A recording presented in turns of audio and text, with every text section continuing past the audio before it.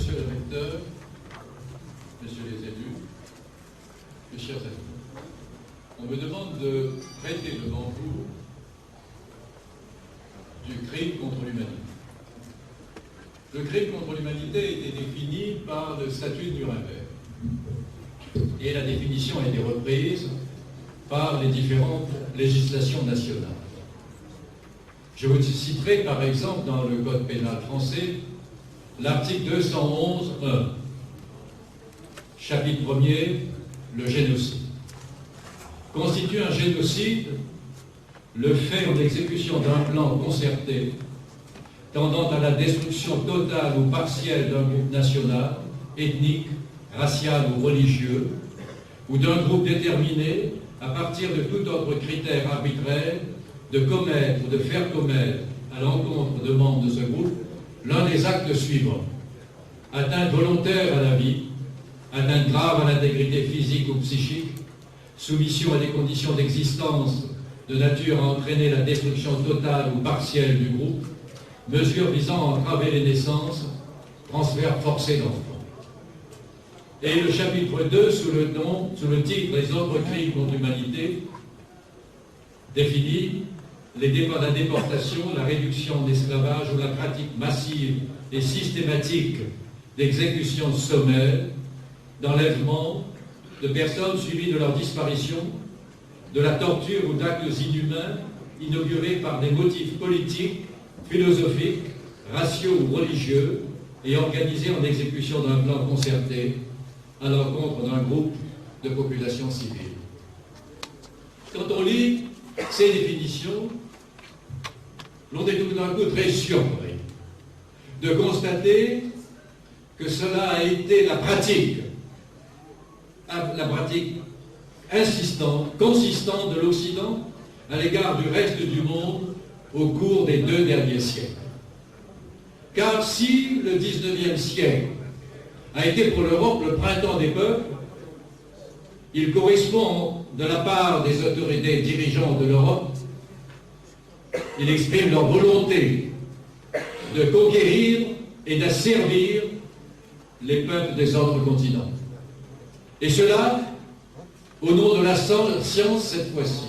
Je voudrais vous citer M. Cuvier, le grand savant, dans son essai sur le règne animal distribué selon son organisation.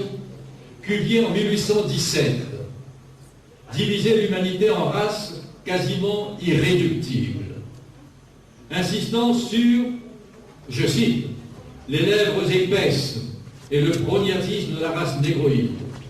Et il concluait à son infériorité définitive. Et je cite à nouveau, les hordes qui appartiennent à cette variété d'êtres humains sont toujours demeurés dans un état de barbarie complète. Mais Darwin lui-même, le grand Darwin, dans De la descendance de l'homme en 1871, n'hésitait pas à prophétiser, dans une période future, guerre éloignée, sur la mesure en siècles, les races d'hommes civilisés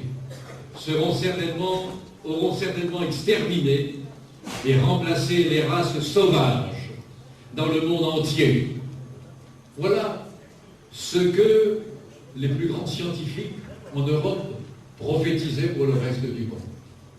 Il y a les races supérieures, qui habitent l'Europe évidemment, et spécialement sa partie occidentale, et puis les races inférieures, les races sauvages qui doivent être éliminées. Le génocide était dans l'air du temps.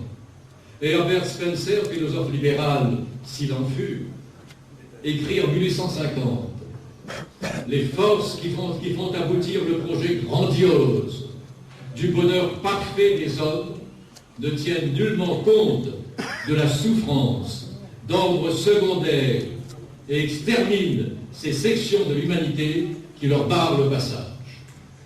Le bonheur est promis au bout d'une route qui sera jalonnée par le massacre des populations extra-européennes. Qu'ils soient êtres humains ou brutes, l'obstacle doit être éliminé. On ne saurait être plus net. Et dès lors, dans l'univers entier, les civilisateurs d'Europe et d'Amérique du Nord pouvaient passer à l'action ou continuer le massacre. Mais désormais, en toute bonne conscience. Le débat religieux engagé parmi les ecclésiastiques pour savoir un siècle plus tôt si les esclaves avaient une âme était tranché par les scientifiques. Les esclaves n'ont pas d'âme. Et tous les peuples extra-européens sont destinés à être esclaves. En Amérique du Nord, le massacre des peaux-rouges pouvait se poursuivre et leur nombre passait de 8 millions, le chiffre moyen avancé au moment du débarquement des Européens, à 250 000 en 1900. Un génocide presque parfait. Un autre exemple, en 1803, les premiers colons anglais débarquent en Tasmanie, cette île grande comme l'Irlande, à l'est de l'Australie. Ils sont 44.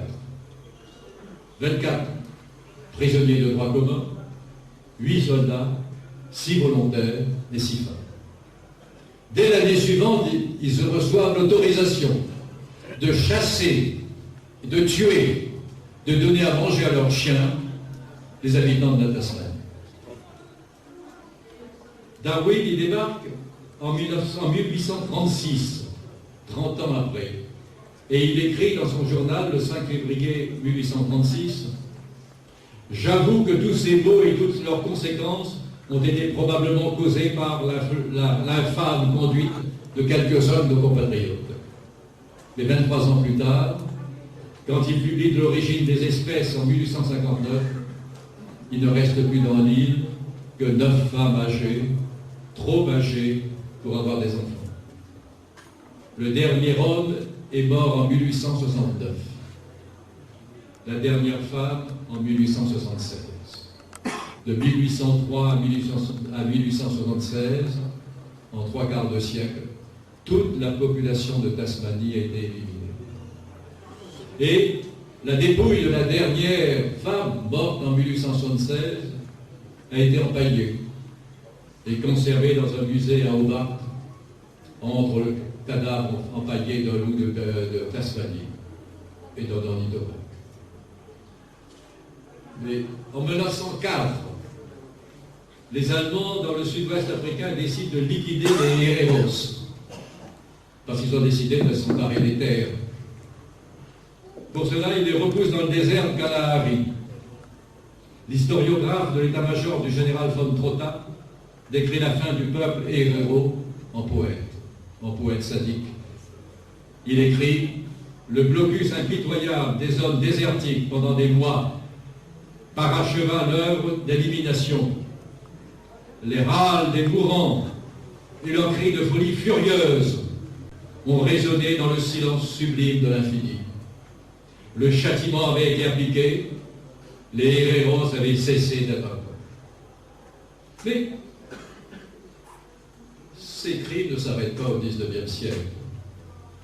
En 1925, M. Léon Blum, conscience du socialisme démocratique, apporte une note en apparence plus humaine dans un discours au Parlement. M. Léon Blum écrit « Nous admettons le droit et même le devoir des races supérieures. » Léon Blum, socialiste français, en 1925, devant un Parlement qui exprime la victoire du cartel des gauches. M. Léon Blum écrit cela. Nous admettons le droit et même le devoir des races supérieures d'amener à elles celles qui ne sont pas parvenues au même degré de culture et de les appeler au progrès réalisé aux efforts de la science et de l'industrie. Ce progrès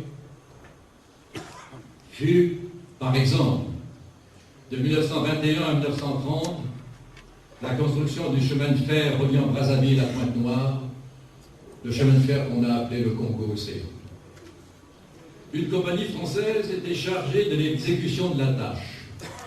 Le gouverneur général de l'Afrique équatoriale française, Raphaël Antonetti, avait promis à cet effet pour débuter 8000 captifs aux constructeurs français. les premiers 8000 hommes promis par le représentant de la France n'arrivèrent pas au bout de la chaîne. De mort en mort, le chiffre passa à 5000, 4000, 2000, 8700. Les chalands auraient pu s'appeler les corbillards et les chantiers des postes communes, écrit Albert Londres, le grand reporter connu. Raphaël Antonetti, agissant au nom de la France, savait que l'entreprise était périlleuse en vie humaine.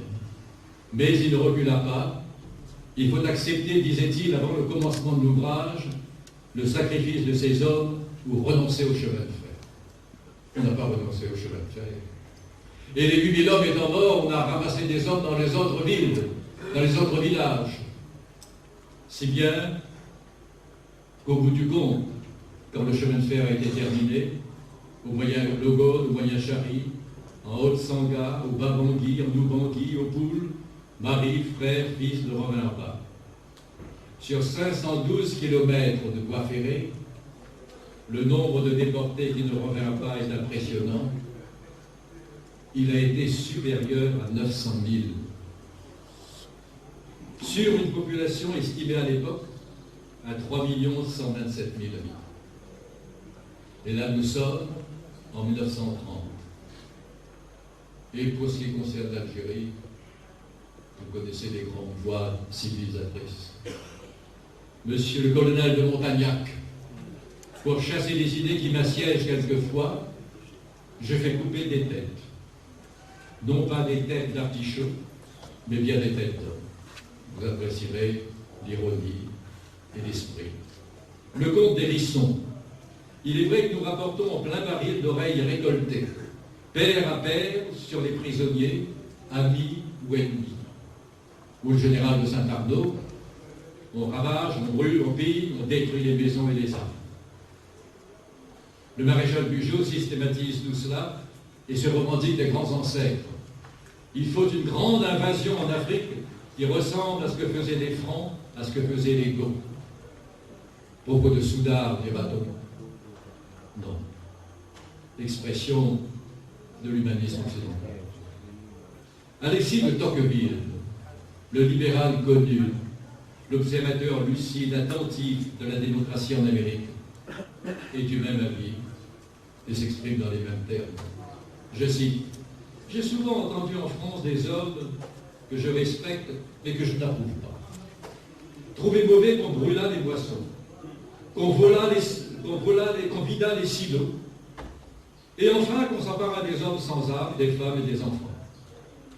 Ce sont là, suivant moi, des nécessités fâcheuses, mais auxquelles tout peuple qui voudra faire la guerre aux Arabes sera obligé de se souffrir. » Et Alexis de Tocqueville d'ajouter, « Je crois que le droit de la guerre nous autorise à ravager le pays et que nous devons le faire soit en détruisant les moissons à l'époque de la récolte, soit dans tous les temps, en faisant de ces incursions rapides qui ont pour objet de s'emparer des hommes et des troupeaux. » Cuvier a une rue à Paris. Tocqueville aussi. Bugeaud a une avenue.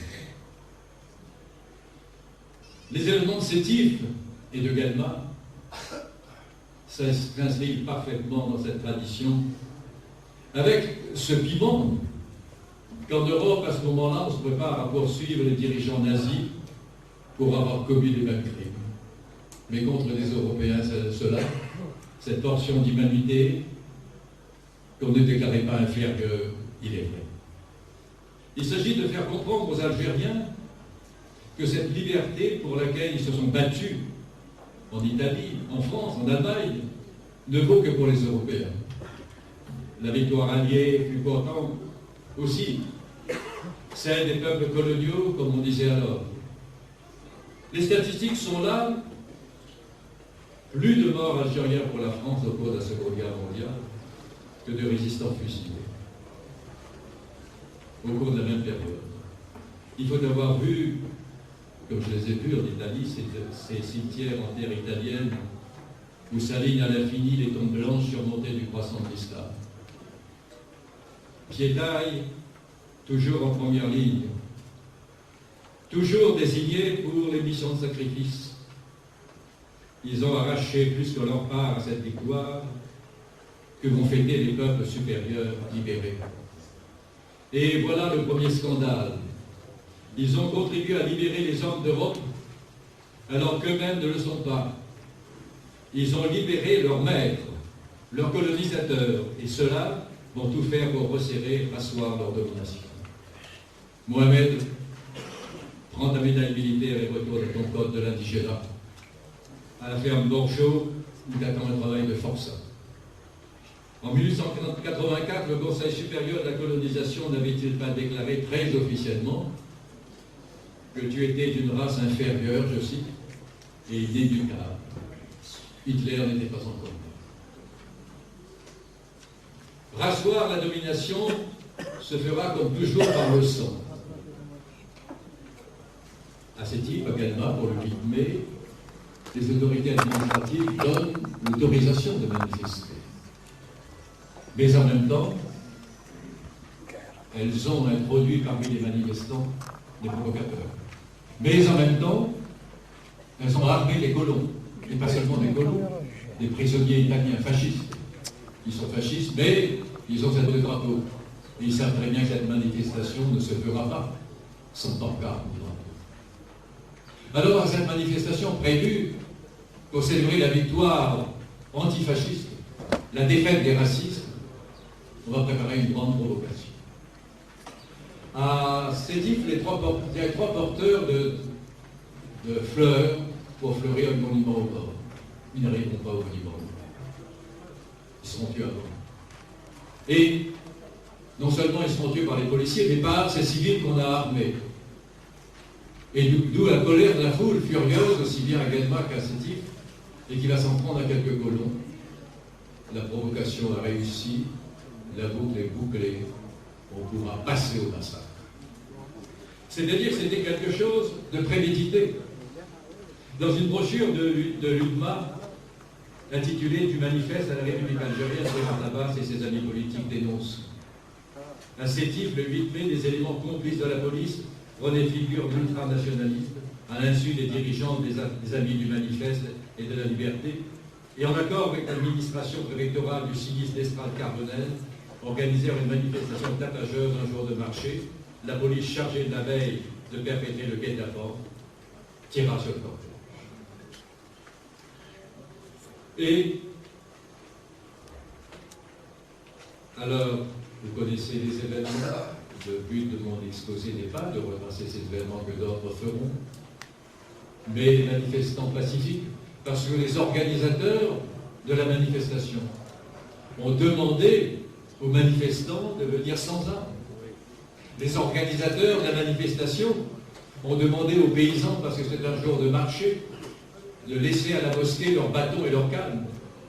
Et c'est contre cette population désarmée qu'on a tiré policiers, prisonniers italiens et colons. Alors manifestement, il y a la foule, à son tour, s'en prend à quelques colons. Et le prétexte est trouvé pour massacrer la population. À Chevreul, la milice exécute les suspects par groupe de 20. Avant la fusillade, les hommes qui vont mourir sont contraints de creuser les fosses de ceux qui viennent d'être tués. À Galma, tout est entre les mains du sous-préfet Achiari, avec lui non plus pas de demi-mesure. Il ordonne sans s'embarrasser inutiles, l'arrestation de centaines d'Algériens. Les colons à qui il a distribué des armes lui prêtent main forte. Les prisonniers sont massacrés par camions en dehors de la ville, jusqu'au lieu de Kefel Boumba, sur la route d'Héliopolis, où on les abat à la chaîne. Le sous-préfet invite personnellement les Européens à participer au massacre. Messieurs les colons, rangez-vous, leur lance-t-il. Dans le lot sont exécutés tous les joueurs de l'équipe de football. Les corps arrosés d'essence sont brûlés sur la place de l'église, ou dans les fours à chaud d'Héliopolis. Ailleurs, la Légion et les Tabors écrasent sous les roues de leurs chars les groupes entiers de prisonniers enchaînés. Ils volent, violent, torturent et tuent. Un témoin a vu des légionnaires prendre des nourrissons par les pieds, les faire tournoyer et les briser contre mur. La répression est d'une sauvagerie qui fait revivre les premiers temps de la conquête. blindés et artillerie aidés par l'aviation pilonne la zone dissidente, entre guillemets. Depuis la côte de Bougie, les canons du Duguay-Trouin écrasent les douars de la région d'Oued, Marseille, Timinou. On tire à vue. It was an open season, c'était la chasse à volonté, écrira un journaliste américain, la chasse ouverte à l'arabe. À ces titres, la plupart des civils européens sont armés. Les musulmans ne peuvent circuler sauf s'ils portent un brassard, délivré par l'autorité, et justifie leur emploi dans les services publics. Les exécutions sommaires en grand nombre des musulmans, complètement douteux, consentement douteux commencent. L'exécution individuelle est tolérée. En plaçant dans la ville, un Européen aperçoit un Arabe sans porteur qui ne porte pas de brassard, il le tue. Aux applaudissements des autres. Nul ne proteste. Un autre voit un enfant jouer dans un parc. Il le tue. Comme on tue un pantin dans une fête foraine. Officieusement, dans l'entourage du général Duval, on parle de 7500 victimes algériennes, mais le communiqué officiel ne fait état que de 1150 tués. Le général Tubert, qui dirigeait une commission d'enquête dans le Constantinois, quelques mois après les événements, avance le chiffre de 15 000. Quant aux Européens, il en dénombre 104. 104 d'un côté, 15 000 de l'autre. Le consulat américain estime les victimes algériennes à 45 000. De 40 à 45 000, c'est le chiffre également que le PPA va reprendre. Qu'importe le chiffre 15 000 ou 45 000, ces chiffres ne parlent pas. Ils crient 15 000 morts. Combien d'Oradour sur 15 000 morts? On peut calculer. Et 15 000 ou 45 000, on ne scavotera pas ces cadavres avec d'hypocrites demi-regrets qui insultent leur mémoire. En un temps où chacun dresse la responsabilité de ses souffrances et s'en octroie une rente perpétuelle, où des États justifient leurs crimes d'aujourd'hui par leurs épreuves d'hier, il faut étaler tous les comptes et s'en expliquer. Pourquoi les uns appartiendraient-ils aux nobles, aux touchantes victimes des crimes contre l'humanité, quand les autres entreraient dans l'anonymat des regrettables bavures? À quelle taille se jugent les dimensions d'une bavure lorsqu'en une semaine, on fusille, on bombarde, on brûle, vif, 15 000 hommes, femmes et enfants, en retenant le chiffre du général Tubert?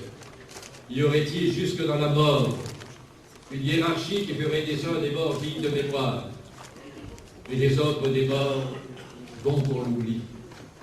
Y aurait-il aussi chez les morts un premier et un deuxième collège comme la guerre entre Français et indigènes d'Algérie? Deux catégories d'électeurs, la bonne et la mauvaise. Et quel racisme funèbre interdit à Kerata ou à Héliopolis la place qu'occupe Radour pour nos justiciers à œillères engoncés dans leur européocentrisme. Après le massacre, les autorités procèdent à des arrestations massives, mais pas parmi les assassins, parmi les victimes. 5 000 à 10 000 suivant les estimations. Les condamnations, dont 90 peines de mort, frappent 15 sans prévenus. La plupart des dirigeants nationalistes sont arrêtés.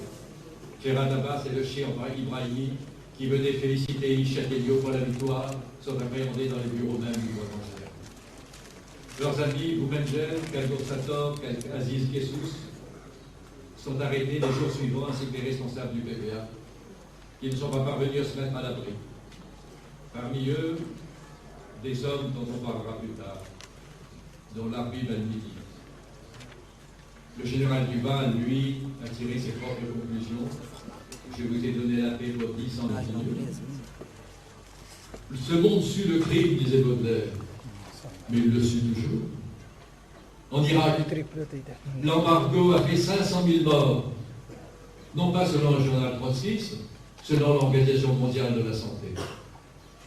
Et c'est le prix de la démocratie, a répondu Mme Aubry, un journaliste qui lui posait la question. Au Vietnam, objet pendant 10 ans, de 1961 à 1971, de la première guerre chimique de l'histoire. 4 millions de victimes sont atteintes de cancer du sang, de déficience immunitaire, d'atteinte du système nerveux, et se sont vus refuser par la justice américaine le dédommagement qu'ils réclamaient et que la même justice accordait aux 40 criminels américains contaminés par la dioxine qu'ils répandaient. Nous savons aujourd'hui que démocratie et droits de l'homme ne sont pas synonymes, que la démocratie en Occident a été et est toujours capable des pires crimes. La Ligue française des droits de l'homme, répondant aux propos tenus à Alger par M. Dieudonné, déclarait que l'on ne pouvait réduire l'Europe à la traite des Noirs et oublier son message d'universalisme. Mais un universalisme, tant qu'il ne concerne que l'Occident, n'est pas un universalisme. Cet universalisme a signifié la mort pour le reste du monde, du détroit de Bering à la mer de Corail, du Labrador à la terre de feu, du Cap Matifou au Cap de Bonne-Espérance. Indiens massacrés, monde musulman vidé de lui-même, monde chinois pendant un siècle souillé, dénaturé, monde noir disqualifié, d'immenses lois à tout jamais éteintes, des foyers à tout jamais dispersés, ainsi que l'écrivait Aimé Césaire. Que faire dans cette situation? Que faire? S'enrichir de l'expérience passée, fût-elle celle du malheur. Ne pas oublier que les victimes du 8 mai furent traitées de nazis et leurs assassins glorifiés comme des démocrates. Ne pas oublier, en ces temps d'ingérence dite humanitaire, qu'à la conférence de Berlin en 1885, le Congo fut livré à Léopold de Belgique et au travail forcé au nom de la lutte contre l'esclavage. Et tout ça par le truchement de ce qu'on appelle aujourd'hui une organisation non gouvernementale. Comptez d'abord sur ses propres forces, le reste viendra ensuite. Après le 8 mai, le sort de l'Algérie ne s'est pas réglé dans les débats gauche-droite du Parlement français. Il était réglé le 1er novembre 1954. Le monde est en train de changer, il est vrai. Le Vietnam a successivement vaincu la France et les États-Unis. L'Algérie a recouvré son indépendance. Le géant chinois s'est réveillé. Le crime du 8 mai est imprescriptible, comme tous les crimes contre l'humanité. Il n'a pas été amnistié, puisqu'il n'a pas été reconnu. Seules les victimes ont été poursuivies, et certaines d'entre elles amnistiées. Mais les assassins du 8 mai, les criminels du 8 mai n'ont pas été poursuivis, ils n'avaient pas à être amnistiés. Ce crime est imprescriptible et il n'a pas été amnistié. De sorte que un procès est toujours possible, légalement, juridiquement. Mais peut-être la France, non pas celle qui ordonne de glorifier le colonialisme dans les livres scolaires, qui déclare les assassins de l'Ouest morts pour la France, mais l'autre, la France, celle qui a refusé l'agression contre l'Irak, qui a prononcé le discours de Phnom Penh, celle qui a reconnu sa responsabilité envers les Juifs livrés aux nazis, fût-ce qu'en le gouvernement de rencontre. Peut-être cette France-là s'honorerait en reconnaissant sa responsabilité dans les massacres du 8 mai et sa dette envers le peuple algérien.